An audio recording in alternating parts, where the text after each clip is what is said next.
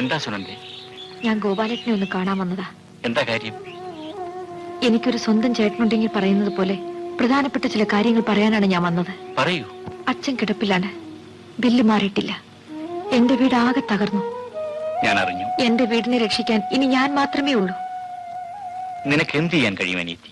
Engineer Das എന്നെ വിവാഹം കഴിക്കാൻ ആഗ്രഹിക്കുന്നു. ഞാൻ സമ്മതിച്ചു. ആ ബന്ധം കൊണ്ട് ഒരുപക്ഷെ എന്റെ കുടുംബം രക്ഷപ്പെട്ടേക്കും. നല്ലപോലെ ആലോചിച്ചിട്ടാണോ ഈ തീരുമാനമെടുത്തത്? അയാൾ നല്ലവനല്ല. എനിക്കറിയാം.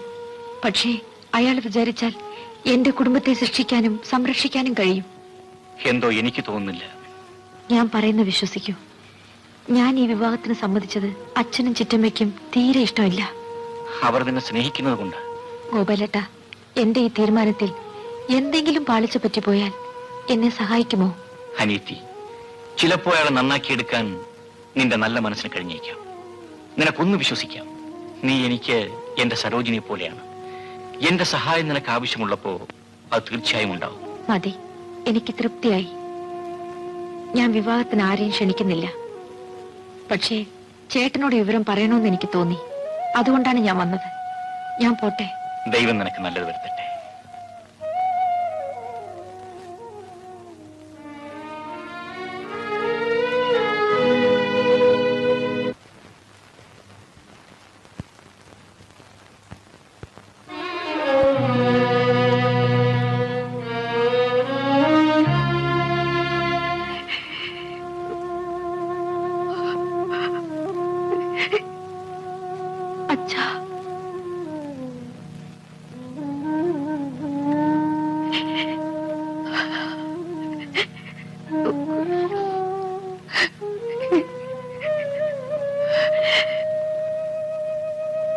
അച്ഛന്റെ ഒരേ ഒരു മകളാണ് ഞാൻ.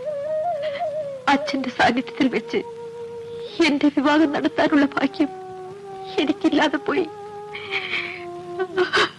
ചേടാ, ഒരു വശം തളർന്നു കിടക്കുന്ന അച്ഛനെ കെട്ടിയെടുത്തോണ്ട് പോകാൻ പറ്റുമോ?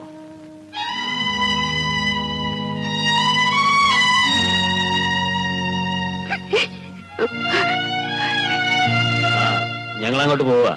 2 ദിവസം കഴിഞ്ഞ് വരാം. പടി. ഞാൻ പോട്ടെ.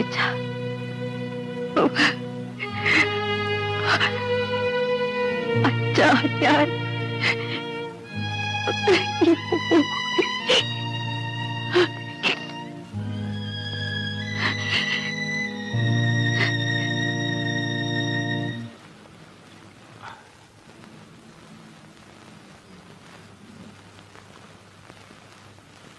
പാല്.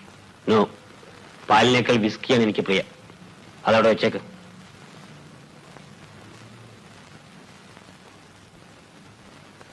ഇവിടെ ഇരിക്കാൻ.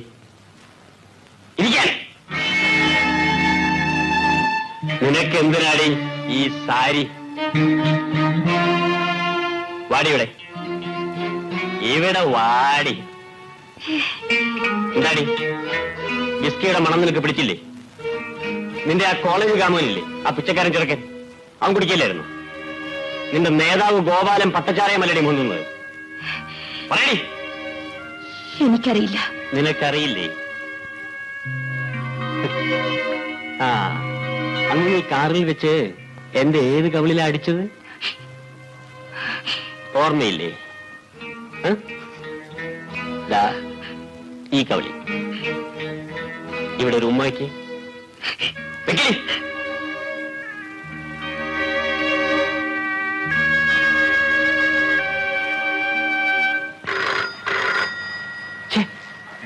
ഇവനാരടാ ഈ സ്വർഗത്തിലെ കട്ടുറുമ്പ്?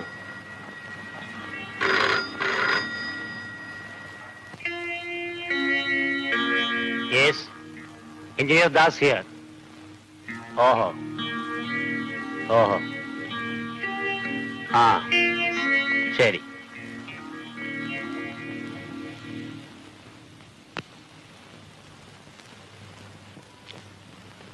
കിടക്ക് കിടക്ക്.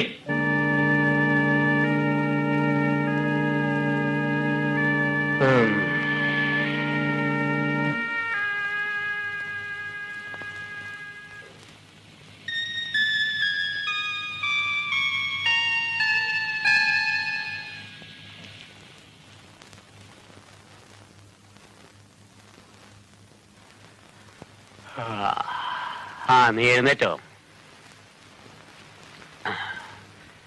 ഇന്നലെ രാത്രി ഫോണിൽ വിളിച്ചത് ആരാണെന്നറിയാം?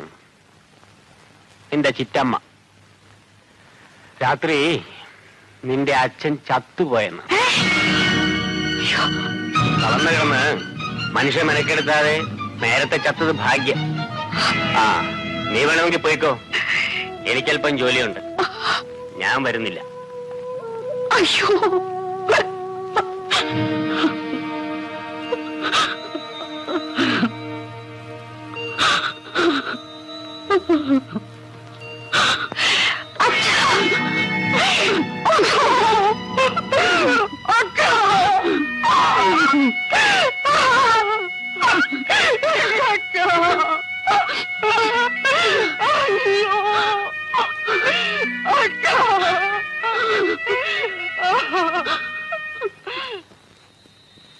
നാണപ്പനോ, നീ എന്താ ഇങ്ങ് പോന്നത്?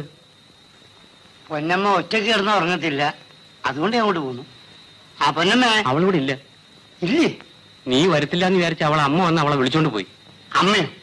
അമ്മയല്ല, അച്ഛൻ. ഏതച്ഛൻ? അച്ഛനല്ല, അമ്മാച്ചൻ. ഞാനറിയാത്ത ഏത് അമ്മാച്ചൻ? അമ്പലകുന്നത്ത് അവക്കൊരു അമ്മാച്ചനുണ്ട്. പറയടാ, അവളെവിടെ? ഞാൻ പറയാം. കൺട്രാക്ടർ ചത്തതുകൊണ്ട് നീ വരത്തില്ല എന്ന് വിചാരിച്ചു. എഞ്ചിനീയർ തന്നെ അവളെ വിളിപ്പിച്ചു. എന്താ പോയോ? ഞാനാ അവളെ അവിടെ കൊണ്ടാക്കിയത്. എടാ, കല്യാണം കഴിഞ്ഞാലും സാറിന് വിടില്ലല്ലോ. പാമ്പും പഴയതാണ് നല്ലത്. സുനന്ദയെ കല്യാണം കഴിച്ചത് ഒരു വാശി തീർക്കാനാ. അത് കഴിഞ്ഞു. കിളവൻ കാലിയായല്ലോ. ഇനിയിപ്പൊ സാറിന് ഭാര്യയോട് അവിടെ താമസിക്കാമല്ലോ. ഭാര്യ, ഏത് ഭാര്യ വന്നാലും നിന്നെ ഞാൻ വിടില്ലടി. കടിക്കുന്നില്ലല്ലോ. 2 ദിവസമായിട്ട് നിന്നെ കാണാതെ ഞാൻ കിറുക്ക് പിടിച്ചിരിക്കുകയായിരുന്നു. നാണപ്പച്ചെണ്ണെങ്ങാനും അറിഞ്ഞാ എന്നെ കൊന്നുകളയും. പിന്നെ ആ പുളുന്താനൊന്നും ഇവിടെ എങ്ങും വരാൻ പോകുന്നില്ലടി. നേരാ, മുതലാളി മരിച്ചുകൊണ്ട് ദുഃഖിച്ചുകൊണ്ടിരിക്കുക. ആ, എന്നെ വെളുപ്പിനെ ഉടനെ. പിന്നെന്താ, നീയേ ആ ബ്ലൗസം കഴിക്കേ. സാറേ, സാറേ. ആരത്? ഞാനാ കംസൻകുട്ടൻപിള്ള. സാറിന് തിരുവനന്തപുരത്ത് നിന്ന് ഒരു കമ്പി വന്നിട്ടുണ്ട്. കമ്പിയോ? നീ പോയാ കഥ തുറക്ക്.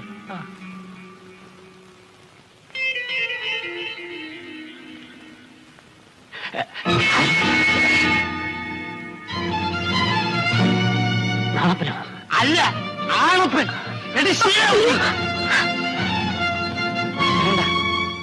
നിന്നെ തല്ലിയ എന്റെ കൈ നാറും, അതുകൊണ്ട് തല്ലുന്നില്ല. എഞ്ചിനീയർ സാറ്, എത്ര കാലമായി ഈ അക്രജാമ തുടങ്ങിയിട്ട്?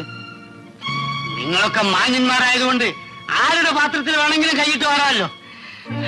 സാർ ഇവളോട് പറഞ്ഞതുപോലെ നാണപ്പൻ പുളുന്താനൊന്നുമല്ല കേട്ടോ. ഈ വിഴുപ്പ് കെട്ട് സാറ് എന്നെ ചുമന്നു. സാറിന്റെ സഹായമില്ലാതെ ഞാൻ ജോലി ചെയ്ത് ജീവിക്കും, ആണുങ്ങളെ പോലെ ഇവിടെ നിങ്ങളുടെ കൺമുമ്പിൽ തന്നെ. Sheelavathi, good bye.